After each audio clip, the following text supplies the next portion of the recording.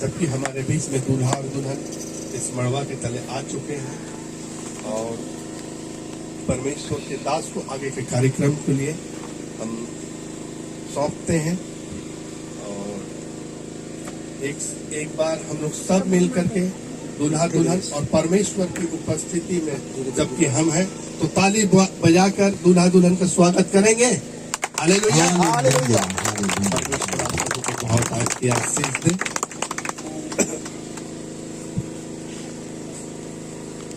आइए, जबकि हम लोग परमेश्वर की उपस्थिति में हैं और सबसे पहले हम लोग एक बार फिर से परमेश्वर को धन्यवाद देंगे कि विवाह का जो कार्यक्रम है, कई बार होता है क्या, लोग बारात लेके निकल तो जाते हैं लेकिन रास्ता में एक हादसा हो जाता है और विवाह जो है वहीं पर रुक जाता है। लेकिन यहाँ पर हम लोग देखते हैं कि मेहमान लोग लगभग आ चुके हैं, दूल्हा भी तैयार है और दुल्हन भी तैयार है और परमेश्वर भी अपनी महिमा को प्रकट करने के लिए और हम सब भी उस महिमा में शामिल होने के लिए तैयार हैं। हालेलुया। तो परमेश्वर के वचन में लिखा गया है, भजन संहिता 50 अध्याय और उसका 23 पद में लिखा हुआ है, धन्यवाद का बलिदान चढ़ाने वाला मेरी महिमा करता है और जो अपना चरित्र उत्तम रखता है उसको मैं परमेश्वर का किया हुआ उद्धार दिखाऊंगा।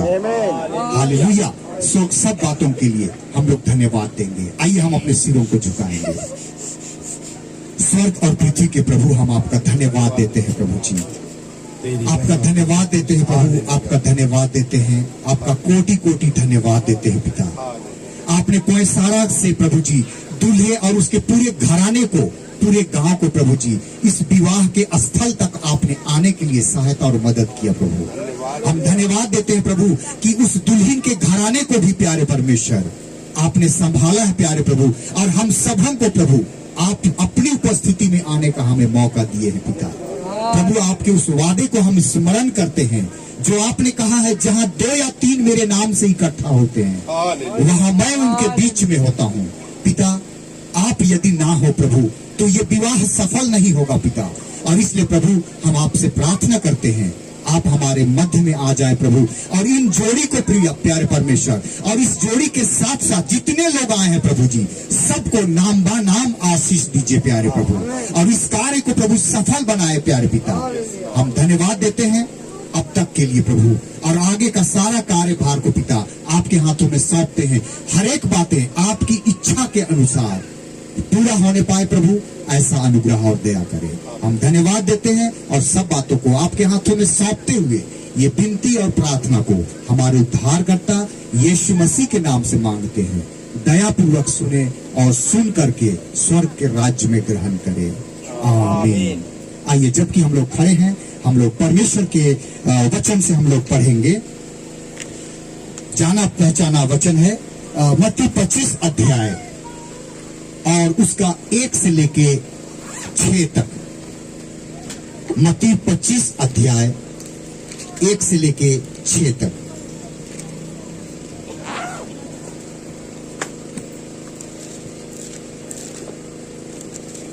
स्वर्ग का राज्य उस 10 कुंवारियों के समान होगा जो अपने मसाले लेकर दूल्हे से भेंट करने को निकली।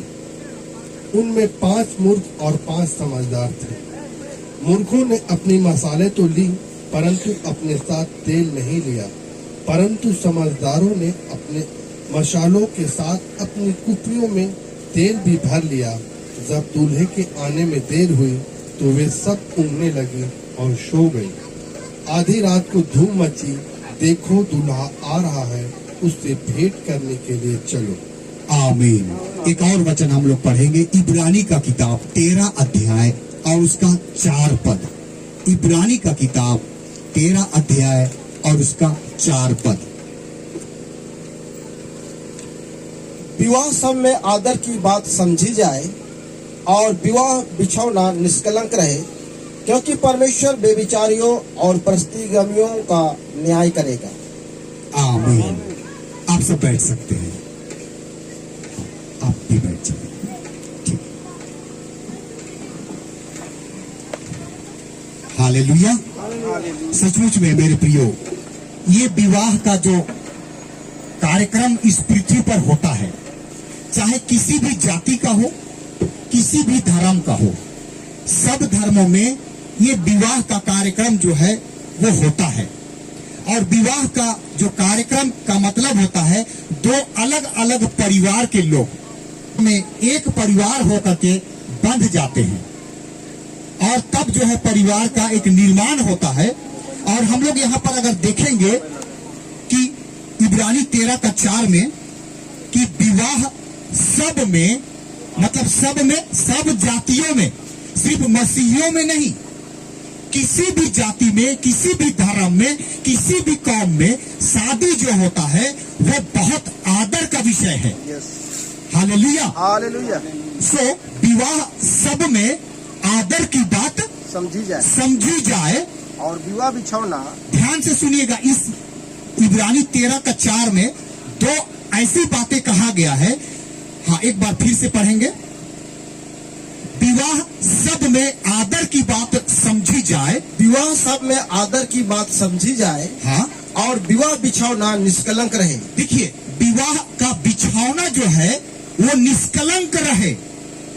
आगे, क्योंकि परमेश्वर जिसने विवाह को ठहराया है, उसी परमेश्वर ने, परमेश्वर बेविचारियों, हाँ, परमेश्वर बेविचारियों और परस्त्रीगामियों का न्याय करेगा। परस्त्रीगामियों का और बेविचारियों का क्या करेगा? न्याय करेगा। न्याय करेगा। मेरे प्रियो, एक तरफ तो विवाह जोड़ने की बात कह रहा है, लेकिन अगर ये विवाह व्यभिचार में बदल जाए तो परमेश्वर आशीष देने की बजाय परमेश्वर क्या दे देगा? श्राप दे देगा।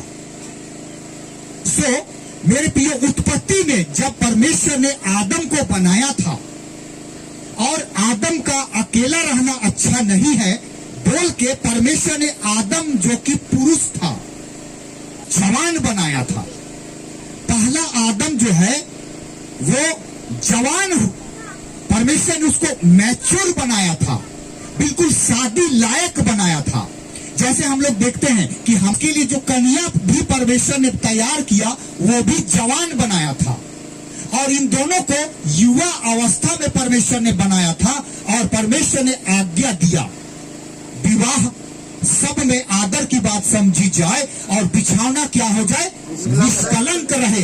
लेकिन पहला आदम ने ही मृत्यु, पहले आदम के द्वारा क्या हो गया? मृत्यु इस जीवन में आया। और बाइबल में लिखा हुआ है आदम बहकाया नहीं गया।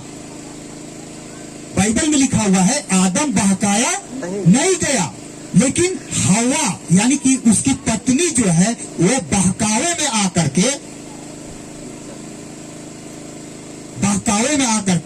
क्या हो गया? उस भले और बुरे के ज्ञान का फल को क्या हो गया? खा लिया गया। तो मेरे प्रिय, बाइबल में थोड़ा सा एक बार खोल देंगे कि वो जो फल था, उस फल का नाम को थोड़ा सा अच्छा से जान लीजिए, जो बाइबल में ही लिखा हुआ है। पढ़ेंगे हम लोग उत्पत्ति 2 अध्याय और उसका 9 पद। और यहोवा परमेश्वर ने भूमि से सब भांति के वृक्ष जो देखने में मनोहर और जिनके फल खाने में अच्छे हैं उगाए, और वाटिका के बीच में जीवन के वृक्ष को और भले या बुरे के ज्ञान के वृक्ष को भी लगाया। क्या चीज को लगाया? भले और बुरे के ज्ञान, भले और बुरे के ज्ञान के वृक्ष को। मेरे प्रियो, एक वृक्ष है, ध्यान से सुनिएगा मेरे प्रियो, कि वृक्ष का नाम परमेश्वर का वचन में लिखा गया है, भले और बुरे के ज्ञान का वृक्ष। अब ये कैसा वृक्ष है जी कि उस वृक्ष का नाम है भले और बुरे? या तो बुरा होगा ना, या तो भला होगा। हम लोग गीत भी गाते हैं, क्या कटीली झाड़ियों से अंगूर तोड़े जाते हैं, या कांटों से अंजीर तोड़े जाते हैं। एक अच्छा पेड़ अच्छा फल देता है, निकम्मा पेड़ बुरा फल देता है। एक अच्छा पेड़ अच्छा फल देता है, निकम्मा पेड़ बुरा फल देता है। ये एक पेड़ है, ये एक फल है जिसको भले और बुरे के ज्ञान का फल कहा गया है। मेरे प्रियो, आज जो यह विवाह हो रहा है 13:4 में विवाह सब में, अच्छा सब में काहे लिखना था? सब में बोलने का जरूरत नहीं था, लेकिन विवाह सब में, विवाह सब में आदर की बात समझी जाए। किसी भी जाति में, किसी भी कौम में अगर विवाह हो जाता है और उसके बाद वो संबंध स्थापित करते हैं, जैसा परमेश्वर ने नियम बनाया है, परमेश्वर ने ही नियम बनाया है, और उस आधार पर जब संतान आता है तो वो संतान आदर का पात्र होता है, बहुत अच्छी बातें होता है। लेकिन शादी नहीं किए हैं, अपने से उठा करके लेकर के आए और संतान उत्पन्न कर लिए, लेकिन वो समाज में जो है, मंडली में वो ग्रहण योग्य नहीं होगा। और इसलिए मेरे प्रियो, एक ऐसा पेड़ है, एक ऐसा फल है जिसको कि क्या कहा जा रहा है? भले और बुरे के ज्ञान का फल। हालेलुया।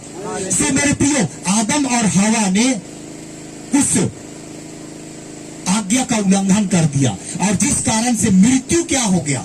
मृत्यु इस जगत में, हम मानव जाति में मृत्यु प्रवेश कर गया, क्योंकि परमेश्वर ने कहा था जिस दिन तुम उसका फल खाओगे उसी दिन तुम क्या हो जाओगे? मर जाओगे। कहने का मतलब अब मरना शुरू हो जाएगा। परमेश्वर जो जीवन का करता है, परमेश्वर जो कभी मरता नहीं है। यीशु मसीह ने कहा कि मनुष्य के पुत्र को प्राण देने का भी अधिकार है और प्राण लेने का भी अधिकार है। इसलिए लाजर जो है वो मर गया था, 4 दिन हो गया था, लेकिन परमेश्वर प्रभु यीशु मसीह ने लाजर को मुर्दों में से जिलाया 4था दिन। वो जीवन का करता है, और इसीलिए पहला आदम अपना बचपना नहीं देख पाया, लेकिन दूसरा आदम जो है यीशु मसीह है, वो मरियम का गोद में पैदा हुआ, मरियम के गोद में खेला बढ़ा, और उसी की निगरानी में वो जवान हुआ। लेकिन ध्यान दीजिएगा, यीशु मसीह शादी नहीं किया कि किया? यीशु मसीह शादी किया था क्या? नहीं। काहे नहीं किया? क्योंकि उसका मंगनी जो है, उसका मंगनी आपसे हो चुका था। हालेलुया। हालेलुया।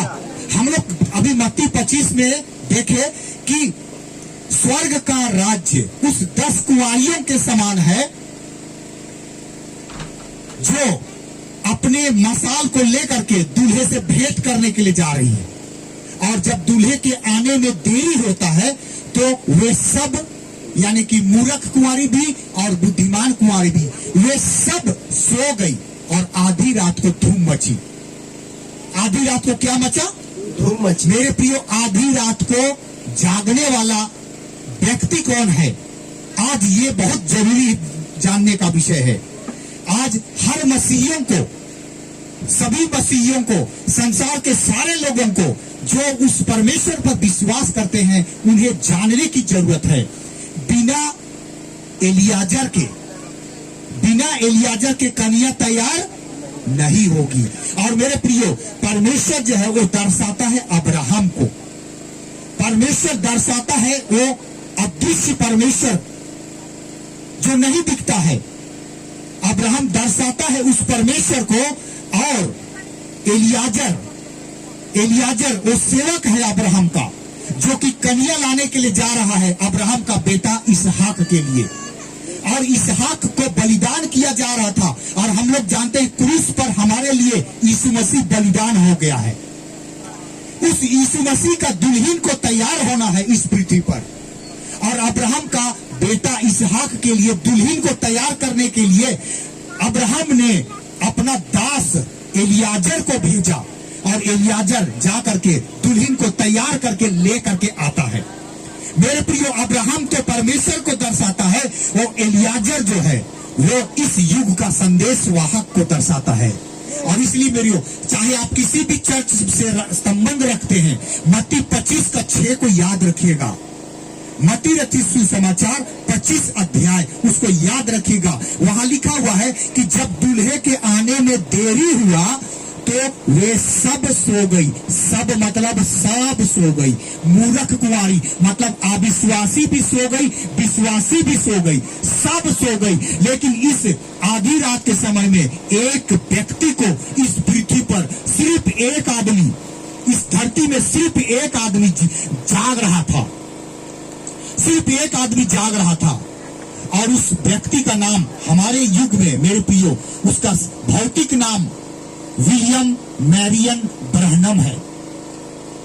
उस व्यक्ति का नाम विलियम मैरियन ब्रैनम है, जिसके विषय में यीशु मसीह ने कहा मत्ती रचित सुसमाचार 17 अध्याय और उसका 10 से 13 तक हम लोग पढ़ देंगे।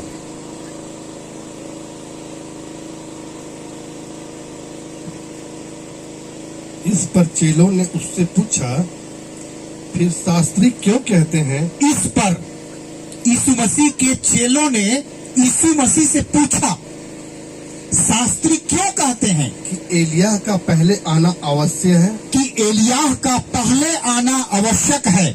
उसने उत्तर दिया, यीशु मसीह ने उत्तर दिया, एलिय्याह अवश्य आएगा। यीशु मसीह बोला है मेरे प्रियो, एलिय्याह अवश्य आएगा और सब कुछ सुधारेगा। मेरे प्रियो, एलिय्याह अवश्य आएगा और सब कुछ सुधारेगा। परंतु मैं तुमसे कहता हूँ कि एलिय्याह आ चुका है। हाँ मेरे प्रियो, 2 एलिय्याह का बात यीशु मसीह कर रहा है। 2 एलिय्याह का बात यीशु मसीह कर रहा है। और ये बात जो है मलाकी का किताब में लिखा हुआ है। मलाकी का किताब 4 अध्याय और उसका 5 पद में लिखा हुआ है, देखो यहोवा के उस बड़े और भयानक दिन के आने से पहले मैं तुम्हारे पास एलिय्याह नबी को भेजूंगा। मेरे प्रियो, पहला एलिय्याह मतलब बड़ा दिन के पहले का एलिय्याह जो है वो यूहन्ना बपतिस्मा देने वाला है। और यीशु मसीह बताता है मत्ती रचित सुसमाचार 11 अध्याय और उसका 13 पद में, मत्ती 11 अध्याय और उसका 13 पद में यीशु मसीह खुदे बता रहा है कि बड़े दिन का एलिय्याह कौन है। मेरे प्रियो, यीशु मसीह बड़े दिन का एलिय्याह के विषय में बता रहा है। परंतु आज मैं परमेश्वर का दास होने के नाते भयानक दिन के आने से पहले का एलिय्याह को आपको बता करके जाना चाहता हूं। पहला बड़े दिन का एलिय्याह को यीशु मसीह बता रहा है। हाँ, मत्ती 11 का 13।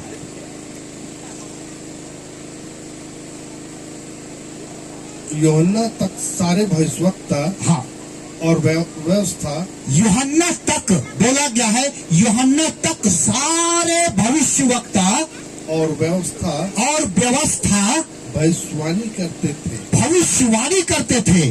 और चाहे तो मानो, और अगर चाहे तो मानो, नहीं चाहना है तो मत मानना कि एलिय्याह जो आने वाला था, और चाहे तो मानो एलिय्याह जो आने वाला था वह यही है। यानी कि यीशु मसीह यूहन्ना बपतिस्मा देने वाले के विषय में कह रहा है, क्योंकि बड़ा दिन यीशु मसीह का जन्म को बोलते हैं। बड़ा दिन यीशु मसीह का जन्म को बोलते हैं, क्योंकि उद्धार का कार्यक्रम हमारे लिए आ गया। तो यीशु मसीह से 6 महीना बड़ा जो है वो यूहन्ना बपतिस्मा देने वाला था, और वो बड़े दिन का एलिय्याह था। ये यीशु मसीह बता रहे हैं कि चाहो तो मानो एलिय्याह जो आने वाला था वह यही है। और इसलिए मेरे प्रियो, भयानक दिन के आने से पहले हम लोग आज जिस युग में रह रहे हैं, हमारे दिनों के लिए एक नबी का आने का विषय में बाइबल में कहा गया है। और वही बात वचन में लिखा गया है, मलाकी 4:5 में वही बात लिखा गया है। मत्ती 17:10 से 13 तक में एलिय्याह तो आएगा और सब कुछ सुधारेगा। मेरे प्रियो, लेकिन मेरे प्रियो, हम सभी लोगों के लिए परमेश्वर ने एक नबी को इस युग में भेजा है। क्या करने के लिए? सुधार करने के लिए। विश्वास में कहीं ना कहीं लोगों ने गड़बड़ कर दिया है। परमेश्वर एक परमेश्वर है, लोगों ने उसको त्रिएक परमेश्वर में बांट दिया है। बाइबल में यीशु मसीह ने 30 साल का उम्र में होकर के बपतिस्मा ले लिया। मेरे प्रियो, आज संसार में बच्चा हो, इतना छोटा बच्चा है जो जानता भी नहीं है, लेकिन उसको बपतिस्मा दिया जा रहा है। मेरे प्रियो, ये परमेश्वर ने नियम नहीं बनाया है, ये लोगों ने नियम बनाया है। और इसलिए परमेश्वर ने क्या किया? एलिय्याह तो आएगा और सब कुछ सुधारेगा। जो परमेश्वर के लोग हैं, जो उसके साथ जाना चाहते हैं, वो सुधार कर लेंगे। और जितने सुधार करेंगे वो दुल्हन हो जाएंगे, और दूल्हा उन्हीं को लेने के लिए आने वाला है। मेरे प्रिय, 5 निर्बुद्धि कुंवारी छूट गई, वो तैयार नहीं हो पाई। उनके पास तेल का कमी था। तेल का चीज है? पवित्र आत्मा का कमी। मेरे प्रियो, आज परमेश्वर पवित्र आत्मा किसी को क्यों देता है? अगर इसीलिए यीशु मसीह ने कहा था, मांगो तो दिया जाएगा, ढूंढो तो पाओगे। यीशु ने कहा, मांगो तो दिया जाएगा, ढूंढो तो पाओगे। यीशु ने कहा, यीशु मसीह ने कहा, मांगो तो दिया जाएगा, ढूंढो तो पाओगे, और खटखटाओ तो तुम्हारे लिए खोला जाएगा। तुम बूढ़े हो करके अपने बच्चों को अच्छी चीजें देना जानते हो, तो तुम्हारा स्वर्गीय पिता अपने मांगने वालों को पवित्र आत्मा क्यों नहीं देगा? मेरे प्रियो, परमेश्वर पवित्र आत्मा आपको देना चाहता है। किसी को पवित्र आत्मा अगर आपको नहीं मिलेगा ना, मेरे प्रियो, आप बाइबल को समझ नहीं पाएंगे। एक वचन पढ़ लेंगे हम लोग, नहम्याह का किताब 9 अध्याय और उसका 20 पद। परमेश्वर पवित्र आत्मा क्यों देना चाहता है? अगर पवित्र आत्मा आपको नहीं मिलेगा तो क्या होगा? बाइबल में लिखा हुआ है, जिसके अंदर में मसीह का आत्मा नहीं है, जिसके अंदर में पवित्र आत्मा नहीं है, वह उसका जन नहीं है, उसके लोग नहीं है। मेरे प्रियो, और पवित्र आत्मा दिया क्यों जाता है? ताकि वचन को समझ जाए। पवित्र आत्मा दिया क्यों जाता है? ताकि अपने समय के संदेश को पहचाने। हालेलुया। नहम्याह का किताब 9 अध्याय और 20 पद। वरन तूने उन्हें समझाने के लिए अपनी आत्मा को जो भला है दिया। मेरे प्रिय, परमेश्वर का आत्मा आपको मिलना चाहिए। अगर पवित्र आत्मा आपको नहीं मिलेगा, आप वचन को नहीं समझने सकेंगे, आप तैयार होने नहीं सकेंगे। प्रभु आ जाएगा और जो तैयार होंगे उनको लेकर के चला जाएगा। आज हमारे बीच में दुल्हन तैयार है। हालेलुया। दुल्हन तैयार है, दुल्हन का परिवार तैयार है, खाना तैयार हो रहा है, सब चीज तैयार हो रहा है, और दूल्हा भी तैयार होकर के आ गया है। और आज दूल्हा अपनी दुल्हन को लेकर के, अगर तैयार नहीं रहेगी, स्कूल चल जाएगी, तब बाजार चल जाती, तो दूल्हा आता और देखता कि दुल्हन तैयार नहीं है, तो क्या होता? वो वापस लौट करके चला जाता। और इसलिए मेरे प्रियो, एक समय परमेश्वर ने हम सबों को दिया हुआ है ताकि हम तैयार हो जाएं, क्योंकि प्रभु का आगमन निकट है। हमारा यीशु मसीह इस पृथ्वी पर आने वाला है, लेकिन कब तक यीशु मसीह नहीं आएगा?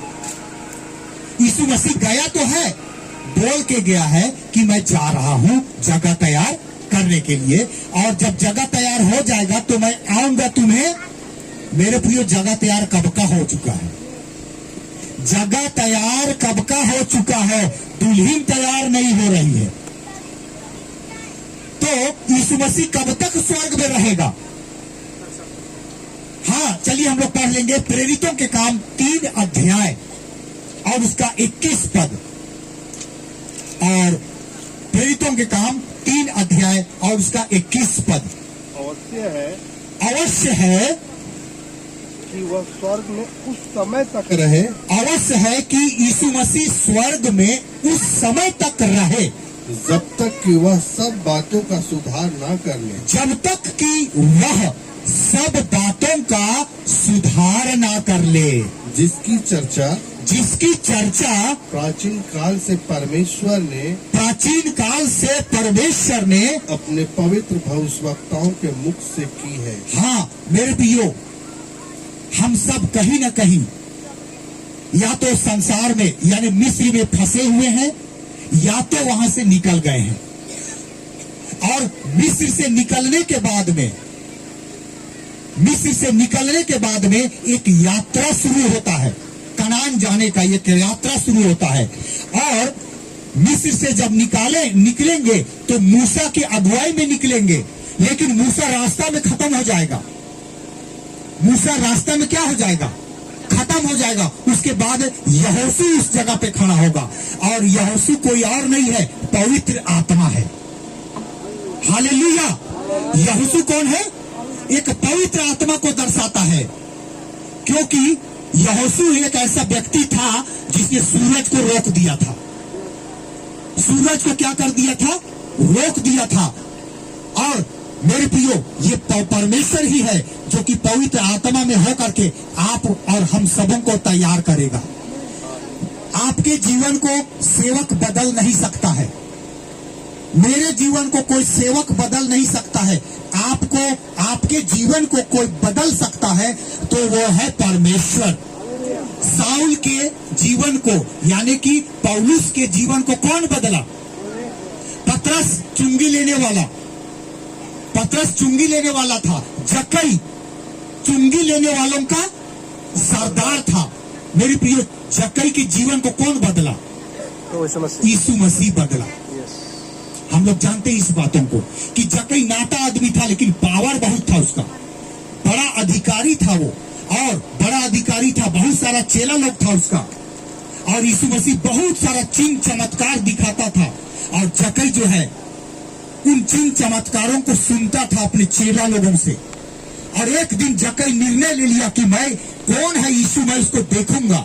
और यीशु मसीह जब जाते थे तो भीड़ के भीड़ चलता था, पता नहीं चलता था कौन यीशु है, कौन यीशु का चेला है। सब भीड़ के भीड़ जाते थे, और जक्कई देखना चाहता था। जक्कई चुंगी लेने वाला, ठगने वाला व्यक्ति था, धांधली करने वाला व्यक्ति था। जक्कई बॉस था अपने समय का, और जक्कई जो है यीशु मसीह को देखना चाहता था। जक्कई का जीवन बहुत खराब था, और जक्कई यीशु मसीह को देखना चाहता था। और तब उसने क्या निर्णय लिया कि यीशु मसीह जब जाएगा इधर से बताना कब जाता है। और एक बार जब जा रहा था तो चेला लोग आया, जक्कई का चेला लोग आया और जक्कई को बताया, गुरु आज यीशु मसीह इस रास्ता से जाने वाला है। और जक्कई निर्णय ले लिया कि हम उसको आज देख करके रहेंगे। कौन है ये आदमी, कौन है ये आदमी, देख करके रहेंगे। और तब क्या करता है, जक्कई नाटा आदमी था, तब रास्ता के किनारे में एक तो गुल्लर का पेड़ था।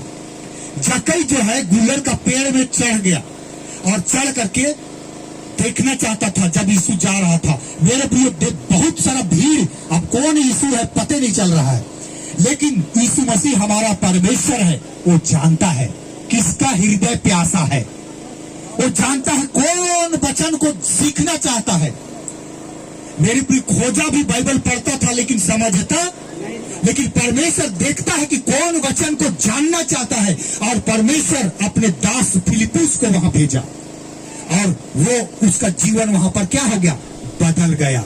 उसके पाप क्षमा हो गए और परमेश्वर के राज्य में वो प्रवेश करने के लिए तैयार होना शुरू हो गया। सो जक्कई जो है वो नाटा आदमी था और यीशु मसीह को देखना चाहता था। गुल्लर का पेड़ में चढ़ गया, और जब चढ़ गया कि कौन यीशु है देखूंगा, लेकिन यीशु मसीह भीड़ में होकर के उसके पास आए। पहली बार भेंट हो रहा है और यीशु मसीह जो सबका नाम जानता है। आपका नाम जानता है कि नहीं? हम नहीं जानते हैं आपका नाम, हम आपका नाम नहीं जानते हैं, लेकिन जिस परमेश्वर की आज हम आपको बात बता रहे हैं, वो परमेश्वर आपको जानता है। माँ का पेट में आने से पहले वो जानता है, और आपके उत्पन्न होने से पहले उसने आपके नाम को जीवन के किताब में वरन अपने हथेली में लिख लिया है उसने। हालेलुया। और यीशु मसीह गुलर का पेड़ के नीचे आता है और बोलता है, हे जक्कई, झट नीचे उतरा। बस जक्कई समझ गया था कि पहली बार भेंट हो रहे हैं, लेकिन ये आदमी हमारा नाम भी जानता है। हालेलुया। इस जक्कई का जीवन बदल गया। जक्कई का जीवन बदला। कौन बदला मेरे प्रियो? यीशु मसीह, माने परमेश्वर आपके जीवन को बदल सकता है। परमेश्वर के वचन में लिखा गया है, मुझसे प्रार्थना कर, यिर्मयाह 33:3 में, मुझसे प्रार्थना कर और मैं तेरी सुन करके कठिन से कठिन बातें जिन्हें तू अभी नहीं समझता बताऊंगा। मतलब कौन बताएगा आपको? कौन सिखाएगा आपको? पवित्र आत्मा। हालेलुया। इसलिए मेरे प्रियो, आप अगर आज नहीं समझ में आ रहा है, कोई बात नहीं, आप परमेश्वर से प्रार्थना कीजिएगा। मेरे प्रियो, आपको थोड़ा सा क्षमा करेंगे, समय आपका मैं ले रहा हूं। मेरे प्रियो, परमेश्वर आप सबों को बहुत आशीष दे। हम लोग आज इस विवाह के कार्यक्रम में शामिल है। विवाह सब में आदर की बात समझी जाए और बिछौना निष्कलंक रहे। हम लोग जानते हैं कि यहाँ हम लोग मंगनी करके गए थे, यहाँ वचनदात हो चुका था और एक दूसरे ने वचन दिया था कि मेरे लिए तुम ऐसे ही रहना, किसी पराय पुरुष का स्त्री मत हो जाना। और दोनों ने अपने आप को पवित्र बनाए रखा और बिछौना निष्कलंक रहा। और आज समय आ गया है कि ये दोनों जोड़ा विवाह के पवित्र बंधन में बंध जाए। हालेलुया। मेरे प्रियो, लड़की का पिताजी इधर ही है ना? हाँ, यहाँ हाजिर है। आइए हम लोग एक गीत को गाएंगे।